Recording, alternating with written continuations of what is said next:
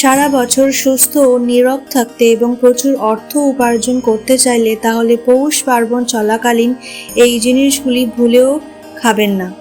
নমস্কার বন্ধুরা, আধ্যাত্মিক দর্শন চ্যানেলে আপনাদের সবাইকে জানাই স্বাগত। আশা করছি প্রত্যেকেই ভালো আছেন এবং সুস্থও আছেন। বন্ধুরা, পৌষ পার্বণ চলাকালীন কি সেই জিনিসগুলি যা একেবারেই খাওয়া চলবে না, বা মা লক্ষ্মী অত্যন্ত রুষ্ট হবে ও মা লক্ষ্মীর কোপে পড়ে আপনি একেবারেই ভিখারি হয়ে যেতে পারেন, তা আপনাদেরকে জানিয়ে দিই। বন্ধুরা, আজ আপনাদের এই ভিডিওটির মাধ্যমে এমন একটি বিশেষ সবজির কথা বলবো, সেটি সবজি যদি আপনি ভুল করে পৌষ পার্বণ চলাকালীন খান তাহলে মা লক্ষ্মীর কোপে পড়ে আপনার ধন সম্পত্তি, অর্থ, মান সম্মান একেবারেই ধ্বংস হয়ে যাবে। তেমনি আপনার জীবনে দুঃখ, কষ্ট, জ্বালা যন্ত্রণা লেগেই থাকবে। হ্যাঁ বন্ধুরা, যদি এই খাবারটি পৌষ সংক্রান্তির দিন আপনারা যদি খান, মা লক্ষ্মী আপনার উপর এতটাই রুষ্ট হন যে দুর্ভাগ্য নিত্যদিনের সঙ্গী হবে। কিন্তু যদি নিজেকে সংযত রেখে পৌষ সংক্রান্তি চলাকালীন এই সবজিটি খাওয়া থেকে নিজেকে বিরত রাখতে পারেন তাহলে নরক যন্ত্রণার হাত থেকে মুক্তি পাবেন। অন্যদিকে মা লক্ষ্মীর কৃপা দৃষ্টি যদি পান তাহলে সারা বছর অর্থ বৃষ্টি হবে। হ্যাঁ বন্ধুরা, আপনারা একেবারেই ঠিক শুনছেন। আপনারা যা চাইবেন তাই পাবেন। জীবনে সুখ, শান্তি, সমৃদ্ধি সমস্ত কিছু ভরপুর থাকবে। আর যদি ভুলবশত এই সবজি খেয়ে থাকেন তাহলে আজীবন গরিব থাকবেন, রোগে পড়বেন, জ্বলে পড়বেন। তাই চলুন জেনে নিই কোন সেই বিশেষ জিনিসটি যেটি পৌষ সংক্রান্তি চলাকালীন আপনি নিজে যেমন খাবেন না, তেমনি আপনি আপনার বাড়িতে রান্না পর্যন্ত করবেন না। চলুন সম্পূর্ণ বিস্তারিত আলোচনা করা যাক। তবে পূর্ণ আলোচনার প্রবেশ করার আগে আপনাদের যদি মা লক্ষ্মীর আশীর্বাদ ও কৃপা পেতে চান, যদি আপনারা চান পৌষ পার্বণ চলাকালীন মা লক্ষ্মী আপনার ঘরের দিকে ফিরে আসুক, তাহলে জয় মা লক্ষ্মী দেবীর জয় একটিবার লিখে দিন। আর অবশ্যই করে যদি ভিডিওটি ভালো লেগে থাকে তাহলে অবশ্যই একটি লাইক করে আপনার নিকটবর্তী বন্ধু বান্ধব, আত্মীয় পরিজনদের সাথে শেয়ার করতে ভুলবেন না, যাতে তারাও এই ভিডিওটি দেখে কিছুটা উপকৃত হতে পারে।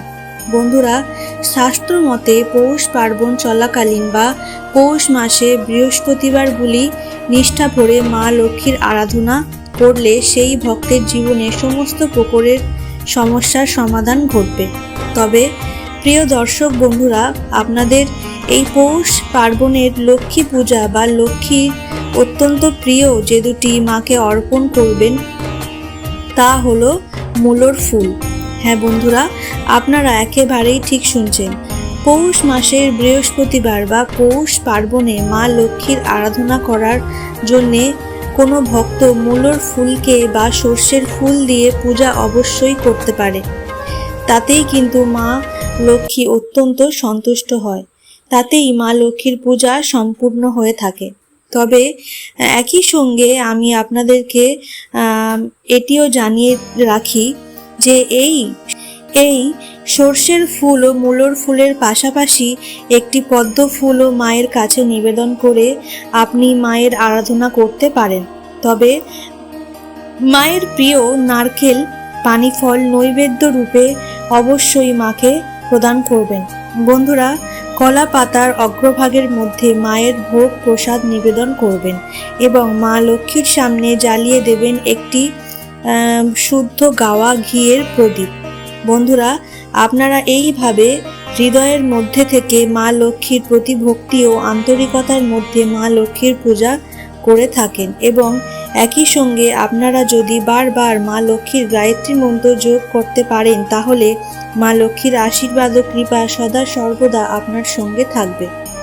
কিন্তু বন্ধুরা, মা লক্ষ্মীর পূজা আরাধনা করার সাথে সাথে তার সঙ্গে এটিও আপনাদেরকে মেনে চলতে হবে, সেটি হলো মায়ের অপছন্দের কোনো জিনিস এই পৌষ পার্বণ চলাকালীন ভুল করেও বাড়িতে রান্না করতে যাবেন না।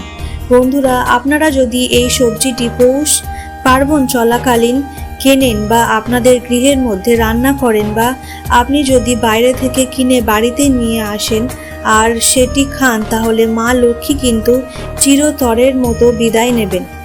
আর এই সবজিগুলির মধ্যে সবথেকে বড় সবজি হলো দানা জাতীয় যে কোনো সবজি। সেটা হতে পারে বিনস বা বরবটি বা পটল। এই সকল দানা জাতীয় সবজি আপনারা পৌষ পার্বণ চলাকালীন ভুল করেও খাবেন না। বন্ধুরা, এর পাশাপাশি আপনারা যে জিনিসটি খাবেন না সেটি হলো দই। বন্ধুরা, দই পৌষ পার্বণে ভুল করেও দই বা চিড়ে ব্যবহার করবেন না বা খাবেন না। আর আপনি যদি খান তাহলে আপনার জীবনে আর্থিক অবনতি হবে নিশ্চিত।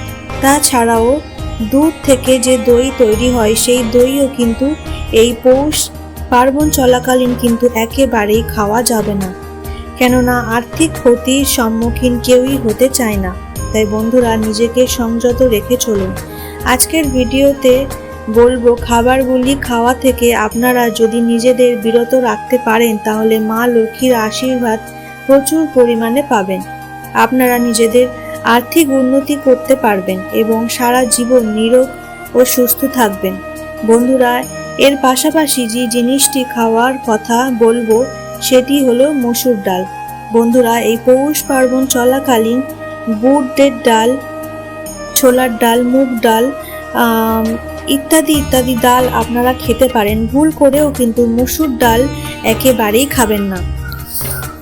আপনি যদি পৌষ সংক্রান্তি চলাকালীন মসুর ডাল খান তাহলে মা লক্ষ্মীর কোপে পড়ে আপনার রোগে ভুগতে হবে, জ্বালাই যন্ত্রণায় মরতে হবে, সেই সঙ্গে আজীবন গরিব থাকবেন। বন্ধুরা, শাস্ত্র মতে এই পৌষ পার্বণ চলাকালীন আমিষ খাবার তথা মাছ, মাংস, ডিম, পেঁয়াজ এই সমস্ত খাবার ভুল করেও খাওয়া উচিত নয়। আর আপনার পক্ষে যদি সম্ভব হয় তাহলে এই পৌষ পার্বণ চলাকালীন দিনে আমিষ খাবার খাওয়া থেকে বিরত থাকুন।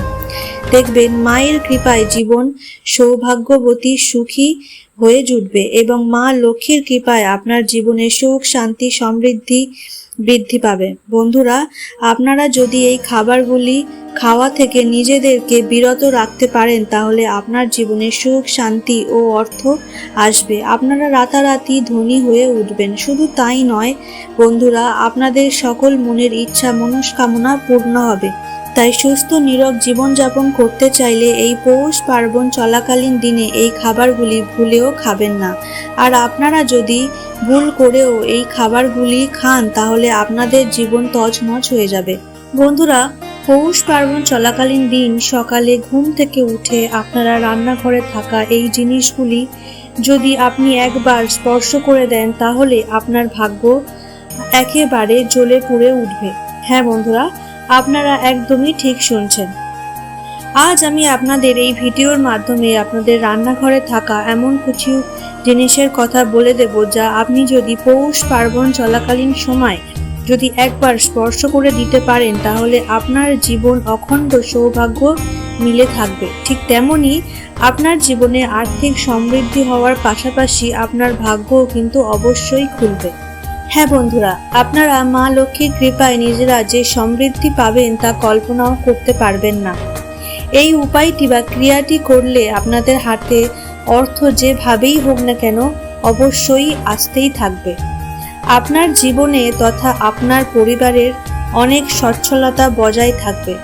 বন্ধুরা, আপনারা প্রত্যেকেই জানি মাতা অন্নপূর্ণা ও মা লক্ষ্মী দেবীর অবস্থান রান্নাঘর। তাই আপনাদের রান্নাঘরেই থাকা এমন একটি জিনিস স্পর্শ করার কথা বলবো যা আপনি যদি পৌষ পার্বণের দিনের আগে থেকেই যদি এটি স্পর্শ করতে পারেন তাহলে আপনি 3 দিনের মধ্যেই হাতে নাতে সুফল পাবেন। বন্ধুরা, রান্নাঘর হলো এমন একটি জায়গা যা আমাদের ভাগ্যকে ত্বরান্বিত করে। রান্নাঘর এবং ঠাকুরঘর এই দুটি জায়গায় অত্যন্ত শুভ। আমাদের ঘুমন্ত ভাগ্যকে জাগিয়ে তোলা যায় এই দুটি জায়গা থেকে। তাই আপনি যদি সুখ, শান্তি ও সমৃদ্ধি পেতে চান তাহলে এই কাজটি অবশ্যই করতে পারেন। আপনি যদি চান আপনাদের জীবনের সব জ্বালা যন্ত্রণা দূর হয়ে যাক এবং অখণ্ড সৌভাগ্যকে লাভ করতে চান তাহলে আজকের আমার বলা এই উপায়টি অবশ্যই করুন। তবে চলুন বন্ধুরা, মূল পর্বে যাওয়া যাক। তবে ভিডিওটি শুরু করার আগে কমেন্টে একটি বার জয় মা লক্ষ্মী দেবীর জয় বা মা অন্নপূর্ণা দেবীর জয় একটিবার লিখে দেবেন। বন্ধুরা, রান্নাঘরে রুটি সেঁকার জন্য যে তাওয়া ব্যবহার করি তা আপনারা বাইরে কোনো লোক যেন সেখানে না হাত দেয়, সেটি শুধুমাত্র আপনি বা আপনার বাড়ির লোকেরাই যেন স্পর্শ করে। দ্বিতীয় যে জিনিসটি হলো তা হলো বেলুন চাকি। হ্যাঁ বন্ধুরা, যা দিয়ে আপনারা রুটি বানান। আর তৃতীয় জিনিসটি হলো গ্যাসের ওভেন। বন্ধুরা, এটিও আপনারা ছাড়া বাইরের অন্য কেউ যেন না ছোঁয়, এটিও ছোঁয়া অত্যন্ত শুভ বলে মনে করা হয়। বন্ধুরা, আজকের মতো ভিডিও এখানেই শেষ করছি। দেখা হবে আবার অন্য কোনো ভিডিওতে।